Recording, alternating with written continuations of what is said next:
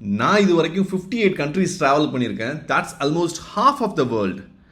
ட்ராவலில் எல்லார மாதிரி எனக்கு பிடிச்ச விஷயமே ஃபுட் தான். எனக்கு ஃபுட் அப்படின்றது சாப்பிட்றதுக்கான விஷயமா மட்டும் இல்லாமல் ஒரு கண்ட்ரியோட கல்ச்சரை புரிஞ்சுக்கிற விஷயமா தான் நான் பார்க்குறேன்.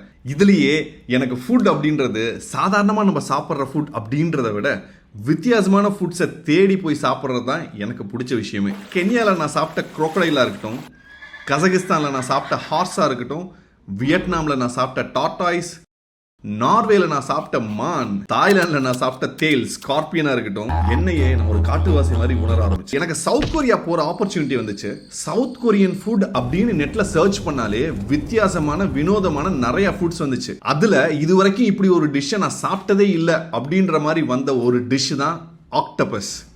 ஆக்டோபஸ் நம்ம ஊர்ல இதுக்கு முன்னாடி வேற மாதிரி சாப்பிட்ருக்கேன் நான். பட் இங்க அதை அப்படியே தண்ணியிலேருந்து உயிரோட எடுத்து சமைக்காம அப்படியே கட் பண்ணி பிளேட்ல வச்சு சாப்பிட்றாங்க. இதை கட் பண்ணி பிளேட்ல வச்சாலும் அது உயிரோட ஊறிக்கிட்டே நம்ம டேபிளை விட்டு பக்கத்து டேபிளுக்கே போயிரும் போல. இதுதான் இந்த டிஷ்ஷோட ஸ்பெஷாலிட்டியே. டேஸ்ட் ஜவ்வு மாதிரி வாயில ஒட்டிக்கிட்டே இருந்தாலும் இது சவுத் கொரியா வந்தா கண்டிப்பா ட்ரை பண்ண வேண்டிய ஒரு வித்தியாசமான ஃபுட் எக்ஸ்பீரியன்ஸ். உங்களுக்கு இந்த மாதிரி நடந்த ஸ்ட்ரேஞ்ச் எக்ஸ்பீரியன்ஸ் இருந்தா கமெண்ட்ஸ்ல ஷேர் பண்ணுங்க.